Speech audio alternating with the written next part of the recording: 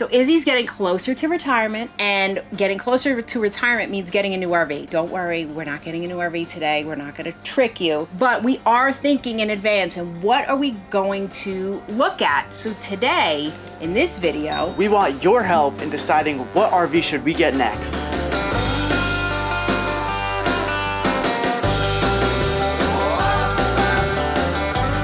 I want to thank the official sponsor of this video is going to be RV Snap Pads. What is RV Snap Pad? Well, it is a permanent jack pad that you put on your leveling system. We're out camping right now, and I think there's like one other person that has it, which is kind of crazy. It is crazy. Hopefully we can spread the word more, because they're amazing. We've had these before we even had a channel. When we first got Nelly, we have them with the same ones on right now. Some really great perks to these. They're permanent, so you're not taking things on and off. It's going to give you increased stability for each of your landing feet. It's going to give you added protection for those feet from any type of damage or bending like that. It's going to help on softer surfaces if you're on dirt or like where we are grass right now, if you look. We're on dirt. This can definitely help for that, and it can help protect from indirect lightning strikes. So RV Snap Pad are made in the USA by 100% recycled material. They always give special discounts to first responders as well as military, but if you don't fall into one of those categories, we do have a discount code. Endless 10. It will get you 10% off of your purchase. We absolutely love ours, guys. We've had them for over 4 years. Same original pair. They are very well made.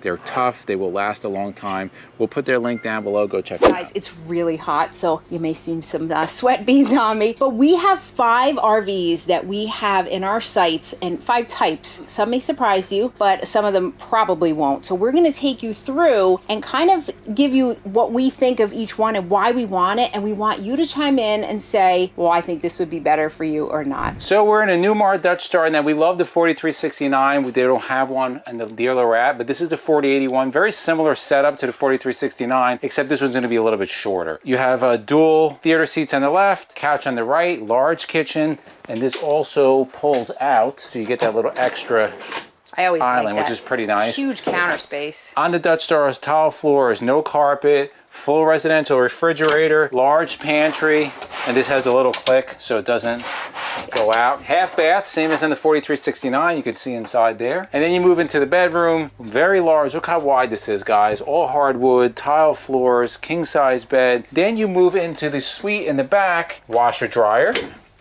very large shower. Probably when we get a new RV, Jason will be in college, because Jason is going to college in about a year or so. But he will still be visiting and traveling with us during the summer. So he says right now. Well, that's what he says. Who knows? So we always have to make sure when we are going to get our next RV that he can fit in it. Again, our last RV, Jason was about 5'6". Yeah, and now he's about 6'5". Yeah. Right. So you're 6'5", but because of the cathedral style ceilings in here, it gets vaulted. Look how much height he has. And you were just at a country store and your head was down as far as the shower was down here, but look how much space you have. There's a lot of space, so this is definitely a win. So before we got Nelly, we had actually been considering a 5th wheel, and every once in a while we still go down that route, whereas he said it would be so nice to have just a lot more room than we do. And that's the drawback with a motorhome is that you lose that space. We were talking to our neighbor at the campground yesterday who has a big Montana 5th wheel. It says he loves it. Number one, it's less maintenance, there's less cost, and you don't get what we're going to show you.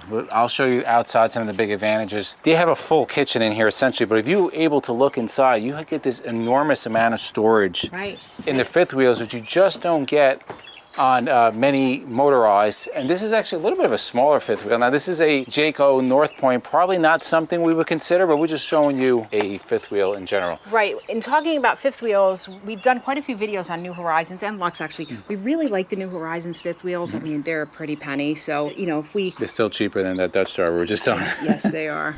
Now I apologize guys, the lights are not on. We are at a dealership right now, and I'm gonna be honest, the batteries and these RVs are not totally taken care of really well. Yeah, they really are all dead. It's kind of a shame. But anyway, I think we'll have enough sunlight. This is right here what we love about 5th wheels. And 5th wheels are great for full-timers, you know, in a place for a while. A lot of times seasonal people will have 5th wheels. But look, you get this apartment space, and when you have somebody that's 6'5", 5th wheels really can come in handy because there's no risk. Stand up and raise your arms. Right, I mean, you can't look at all that ceiling space. No, you can't even reach the ceiling. Yeah, so that's a definite perk. So you have that like apartment style feel, which we don't have that on our on our motorhome. And then you get the nice size bathroom. You have residential appliances. You have that residential shower feel. The bedroom's a little smaller on this one, as Izzy said. We wouldn't be looking at something like this. We definitely would be looking at something, like I said, like New Horizons. What do you think about endless RVing and a fifth wheel? Put it down below. So these are really in no particular order, but this next one, this is always kind of right near the top, and it's Super C's. Now, we like, obviously, if you watch us, you know that we love show haulers. That is actually the one coach I think we might buy new. That would be it, that we would break our own rule. But we're in front of an Integra Accolade right now. We also love the Renegade Veronas. Right. That's something else that we've tested. Correct. So if we were to get a Super C, it probably wouldn't be Integra Accolade, but we just want to show you kind of what a Super C is. Now, this is on the S2 RV chassis. We'd probably get one on a Class 7 or 8, but you have the engine up front. One of the big reasons is the safety factor and the drivability. These are handled really well on the road, and you have this in front of you, which is a lot of safety versus what we just saw a couple down.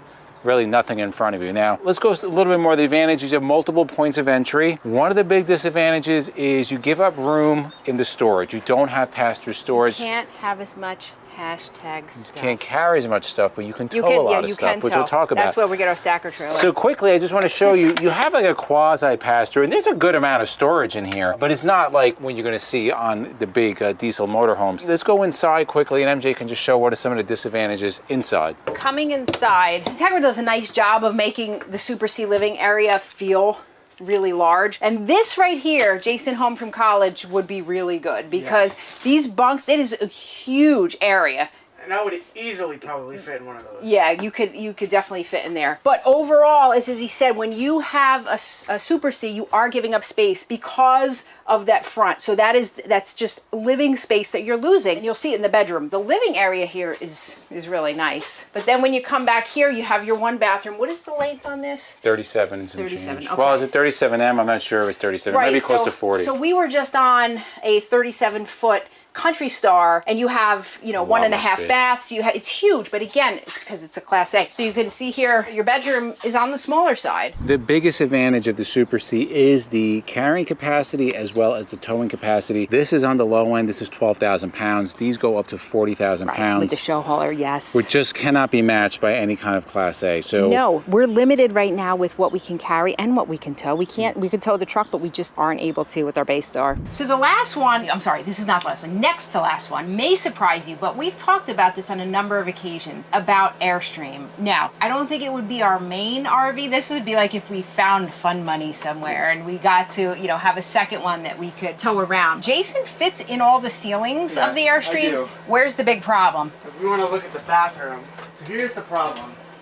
So when you go in the bathroom, I'd ultimately have to sit to take a shower because my head does not fit in there.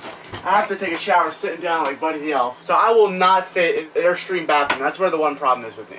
The nice thing is that Airstream has grown on MJ. At first, she didn't like them. I love these. I love the cleanness of them, and they're making them a lot more modern. I love like the modern cabinets. There's no exposed latches. Everything fits really nice. You have your gas stove, and I just like cleanness on the outside, the riveting, the quality of Airstream.